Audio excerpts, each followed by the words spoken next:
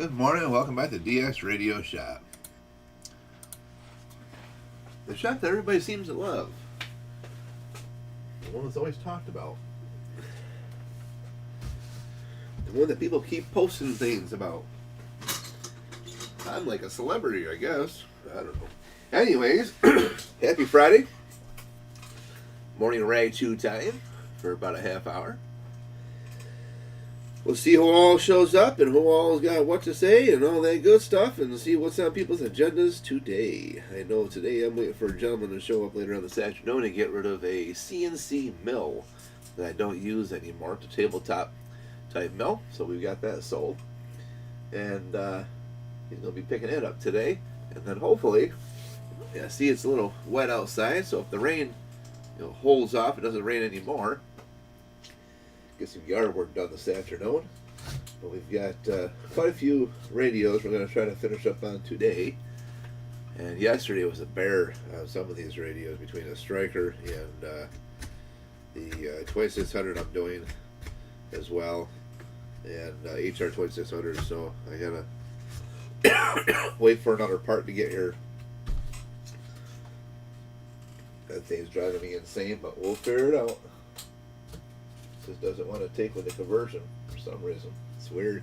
Well, the conversion goes in, but it doesn't want to transmit on the conversion. Take the conversion out, the damn thing transmits fine. So it's like, okay. Yeah, I found out what's going on with that. But outside of that, not a whole lot really happening here at the moment. I got a couple things to finish up. I got the CPI 2000 I got to finish up as well. I got a gentleman interested in him. The GE Super Bass, I haven't decided what I want to do just yet, but I got a couple guys interested in that.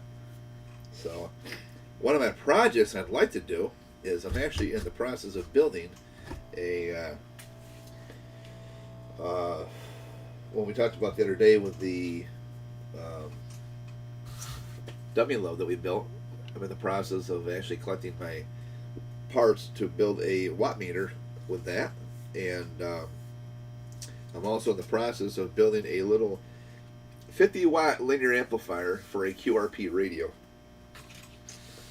and see how it goes. So that way if people want to do QRP, they can. If they want to bump it up just a touch, they can do that as well. Good morning, John. Good morning, Greg. Good morning, Steve. How are you guys?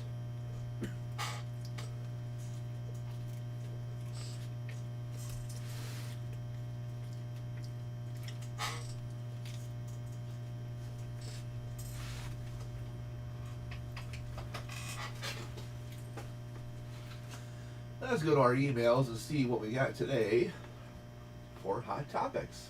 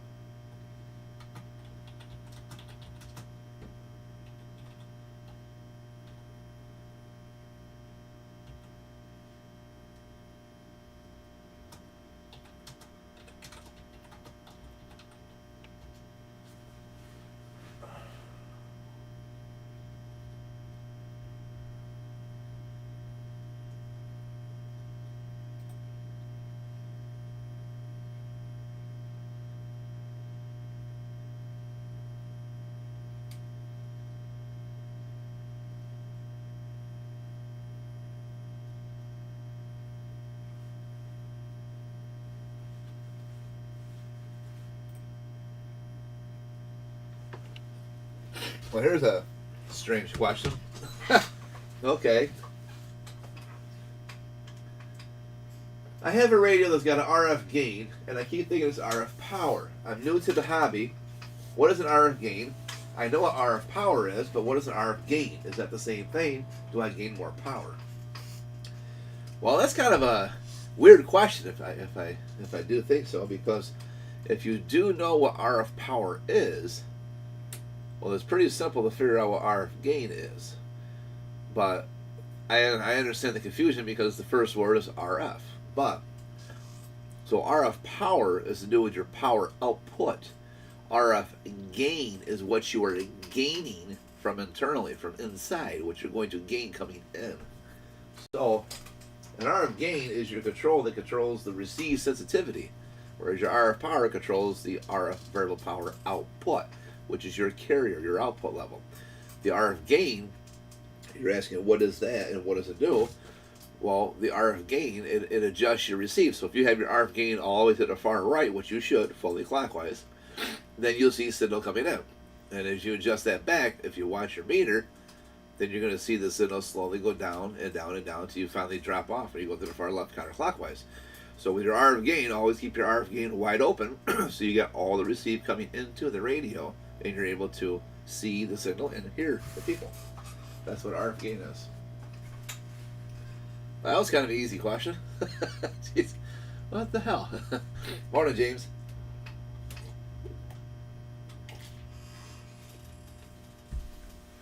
That was a really easy question. What do we got here next?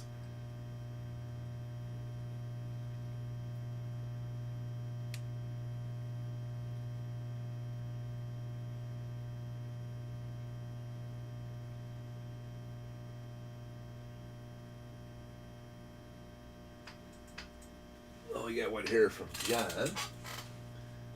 What's John asking me right now?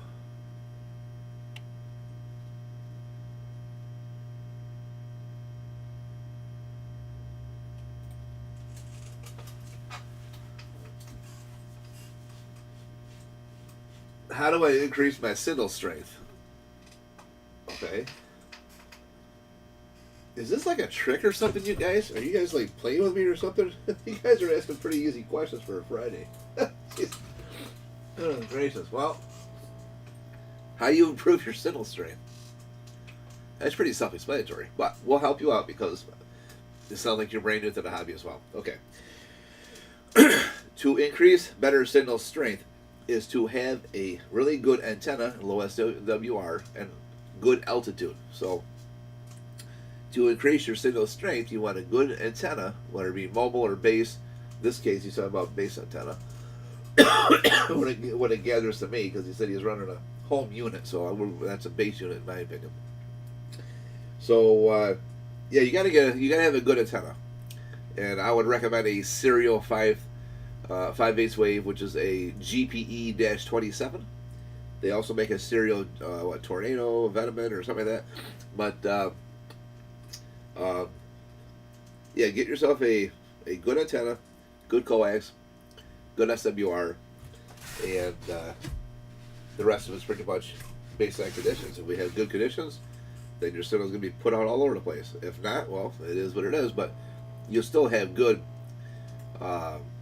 distance. You'll still have a good station, but conditions play a lot into it. Like this past several months, we've had several geomagnetic storms, and it's been pretty rough. So we haven't had a whole lot of skip lately. Then again, here's the other flip of the coin. We're also on the downside of our 11-year cycle. And I think we got about 4 or 5 years left, or give or take 3 or 4 or 5. What that means is when we finally get to the bottom and we start the next 11 years, you're going to have some spread of skip, but not nearly close to what we've had for the last 11 years. So it's going to be more quiet, which means you'll hear more people within the 60-mile radius of where you live, of locals, than you could hear before, because it's always been noisy with skip. Morning, Chad. So, and this last 11 years that we're finishing up has been the best solar flare 25 that we've had in the last 30 years. The guy who taught me electronics years ago had a GE walkie-talkie, 40-channel walkie-talkie with a little rubber duck antenna. He was sitting out in front of his house one night, just fooling around. He said, what the heck? He gets out there, skip land, da da da da. I forget, the 23 or 21, whatever it was on AM. And he actually talked to a guy in England on a 4-watt GE 40-channel walkie-talkie with a rubber duck antenna standing in front of his house. His house had a huge hill right behind it. He just stood right out there near the roadway, and we were just kind of chewing the fat one night, and he talked to England. It's like, what the hell just happened? He says, that is what you call conditions. And we haven't had conditions like that in 30 years. So this past 11 years we're finishing up right now has been the very greatest um, conditions we've had where we can actually talk across the pond. I've hit Australia, I've hit New Zealand, I've hit Serbia, I've hit, of course, the UK, and all those guys are pretty easy to hit across the pond. Many times on CB, from 3 watt, 10 watt, ran up to 100 watt. So it's based on conditions, but it's also based on your solar flares as well. And that was one of the better solar flares we've had now in 3 decades, 30 years.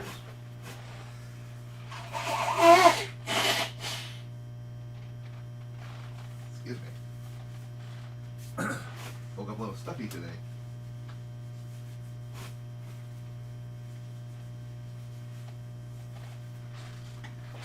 Alright, let's see what else we got. Hopefully that answers your question. Get yourself a really good antenna. Good SNR, good call. You'll be fine. Okay.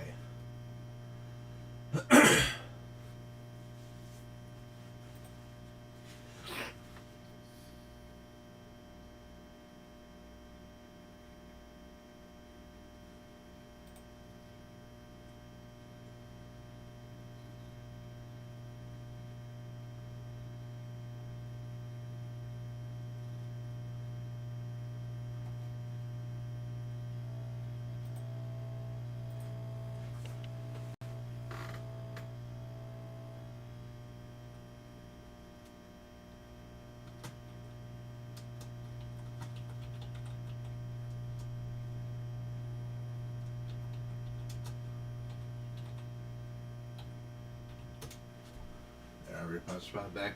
I replied to your email with the model number of that antenna, serial GPE27.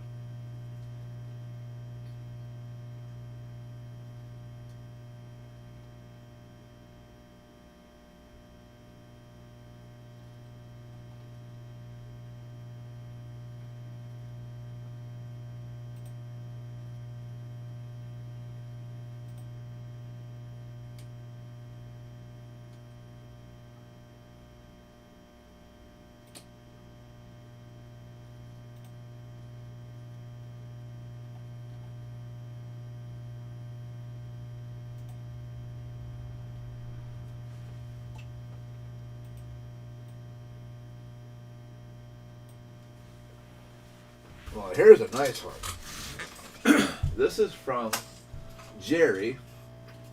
This ain't from Jerry in Canada, though. This is from Jerry. He's over in Sacramento, California. It says here, I'm learning how to repair radios. I watch your videos all the time. I enjoy what you do. I see a lot of videos from many people, many great videos to watch that I also enjoy. But I always seem to come back to yours because you seem to have a lot more information that you give out. So I appreciate that. I'd like to know a little bit more information as to, I'm just beginning into the radio repair, but I want to understand more about the receiver. That's my downfall. I can figure out the transmit. I can get that part taken care of for the most part, but I'm still having trouble understanding how to trace signals in the receiver circuit. Okay, so receiver circuit is a little difficult at times because they do become a headache. They're a little harder to chase at times. So don't beat yourself up for that. It takes time for the receiver. But you can inject signals and trace them back as well. They do become a little bit more notorious for chasing your tail than it is on the transmit side. But I've seen issues on the transmit side do the same thing. Okay, and the question is, why do CB radios use 455 kilohertz as an IF if they're going to end up having the full signal at the end anyways? I said, well, there's a lot of calculations that come into place with that. So they had to break it down somewhere to get it to be brought up to amplify. So that's what it does. So it's not possible for stations to be separated by an amount. They have to have a 455 kilohertz somewheres in circuit times 10 in order to get it, or at least if not times 5 in this case here, to get that to the highest point of the receiver to start from a sample and amplify on up. So the 455 is designed to oscillate a signal. Let me rephrase that. The receiver is going to oscillate a signal of a 455 kilohertz and above. It's not a radio wave. It is, but it's not. But it's a signal to get the receiver, the oscillators, to kick in gear, and it's going to sample each one to amplify as we go up. It's going to go up in steps. So that's why we have first IF, second IF, third IF, and so forth. So the biggest thing is your RF amplifier. Now, when I say RF amplifier, I'm not talking about linear. I'm talking about the receiver. That picks up the signal through a pair of germanium diodes and a small oscillating transistor. Your RF amplifier is also a oscillating transistor. That will pick up the signal and amplify it into your first mixer, second mixer, or IF, and so forth. Okay. So, what they're doing is when they have a local oscillator, it's going to produce a single frequency signal. There we go. Say that 5 times. So, which is higher in frequency by 455 kilohertz in comparison to an incoming signal. So you got to, when you have a 455, that's only part of it. And if you do your math, you'll see, let me get my calculator out here.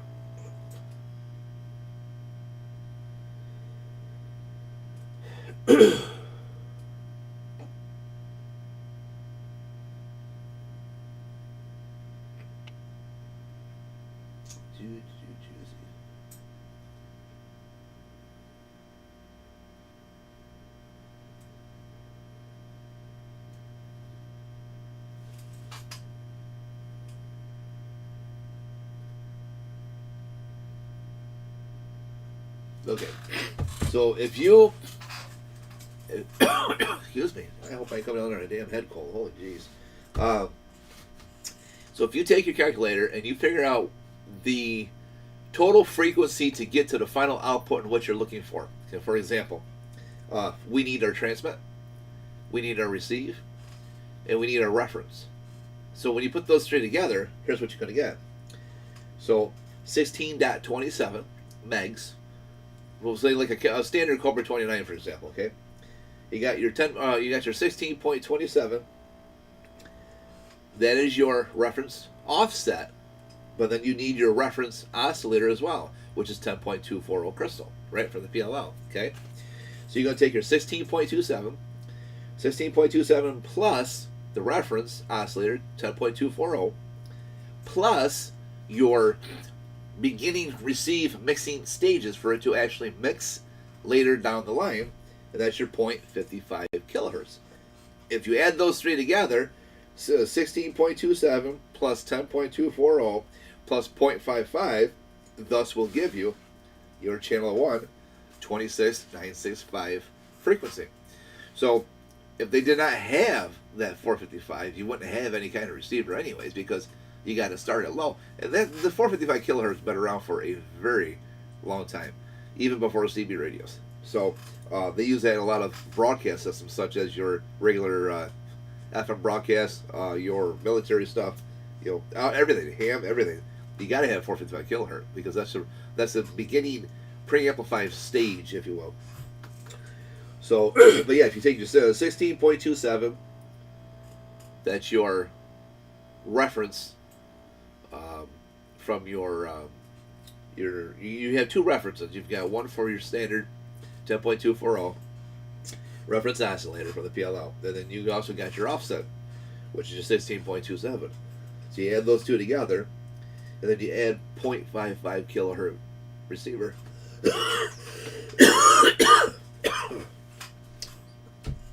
Excuse me. Damn, rough morning. So you add those three together, and you get channel 1, 26965. So you have to, the 455 is used for many reasons for that. If you can't get a receiver without, you got to have it. To build a receiver without that 455 kilohertz is almost impossible. You can build receivers, but that's what brings it up. It mixes it up.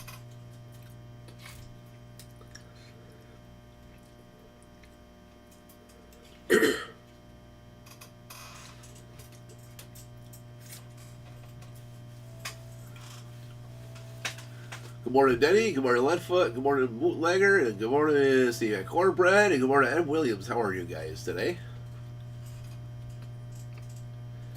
These are pretty good questions today, other than the first few are like really crazy easy.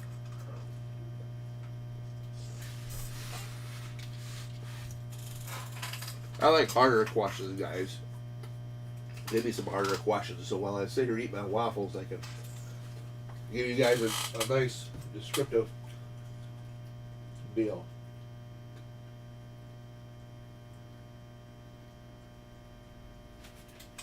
One more question we got here. That's quite a few for the morning here, I suppose. We get questions all the time, but not directed like this anyway. We get a few a day. So anyways, it says here, why do exports use 10.695s but simplified radios do not? What do you mean by simplified? I guess my question is, how do you define simplified? Because you're going to have a 10.695, not so much in exports, just about in almost everything for that matter. Because, for example, if I took 10.240 reference, right, and we add that plus 10.695, I did that wrong. Hang on a second. Sorry, 16.27 plus your 10.695. There we go. Would be your channel 1. So if you look at your Sam's PhotoFax or look online or in any radio, the 10.695 signal is always going to be there. Some may not use the actual crystal itself, such as, like, say, okay, you have your, we'll say Cobra 142s, for example, right? Okay, so that means time for work there, Chad. Okay, take care. I'll catch you later, buddy. So you have a I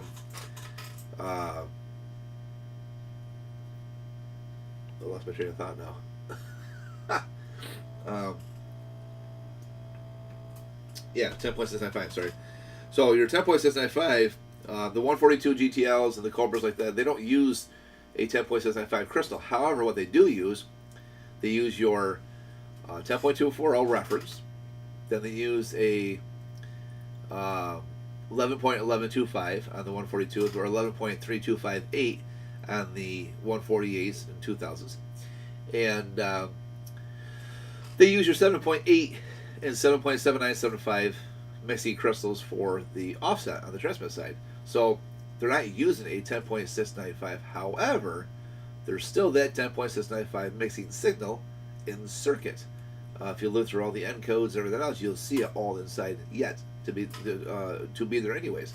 So you may not use the actual crystal itself, but the signal will still be produced just about in every radio. So in that case there, we'll say, okay, let's see, 11.3258.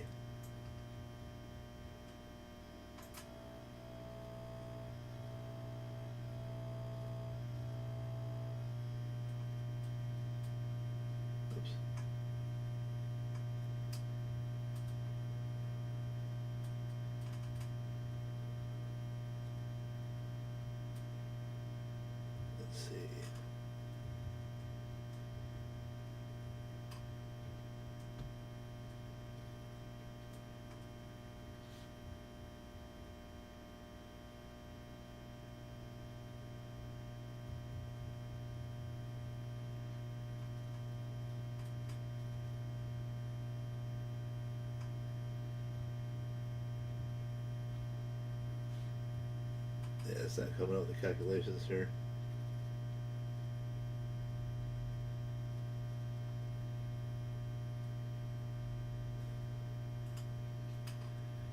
.8 plus 0.24.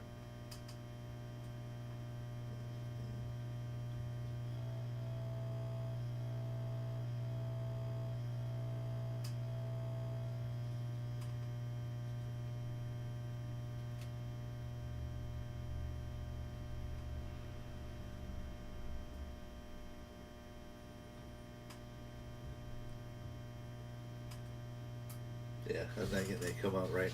Anyways, but yeah, you're always going to have a 10 point or a 695 center going through.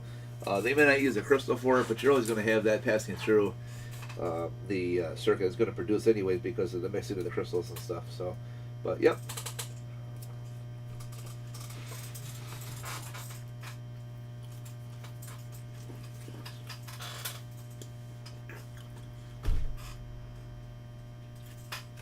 Anybody any questions real quick? Like, well, I'm finishing eating up my waffles.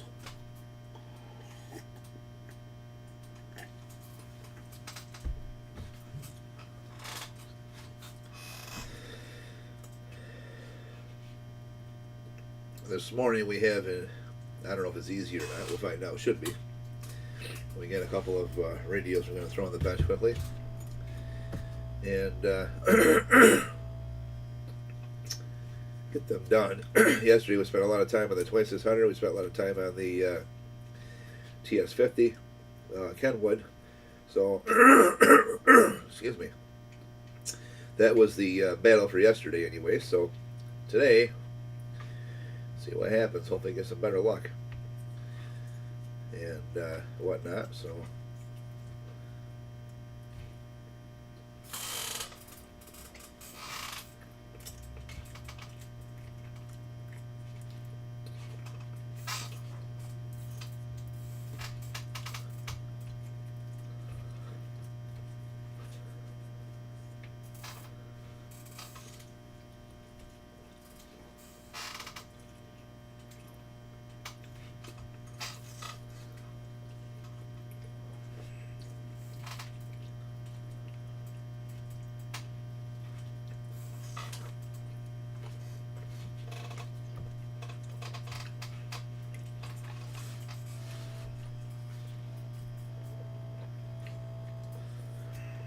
hopefully everybody's going to have a good, safe Friday.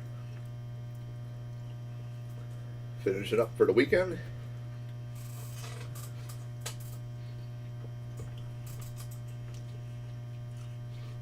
Looks like you're going to have some good temperatures coming up.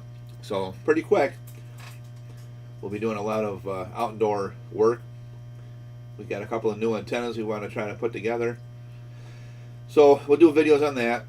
And do some experimenting with how they work and whatnot, and so we'll see how it goes, I guess. But we gotta wait for a good day that we got. Well, at least 2 days of just solid good weather, because it's going to be probably a 2-day event. Putting this thing together and getting it all proofed out, and then the next day we'll get out there and write you. Unless we can get it all done one day, we'll see what happens. But we'll have to wait and see where it goes, I suppose. It's probably at some point in time, probably going to be like, I don't know, in a few weeks anyways. It looks like we got some nice temperatures coming up. I see one day it's going to hit 80 next week. So we'll see if how many days of that we're going to have dry. Maybe we'll do it next week, otherwise soon, I suppose.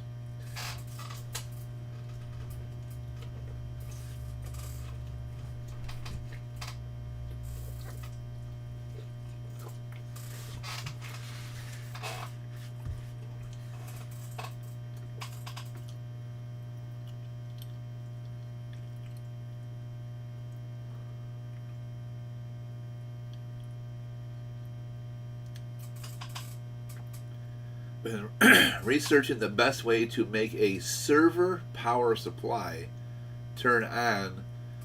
So many things posted. Huh, okay.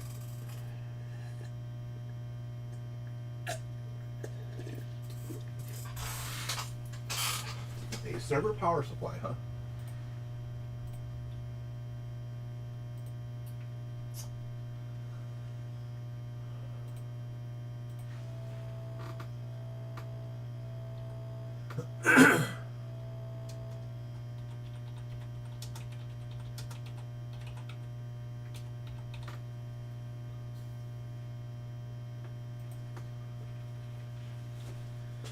Alright, let's get this thrown away here. Alright guys, well anyways, I suppose 7:30, time for me to get my butt rolling here. And good things rocking and rolling.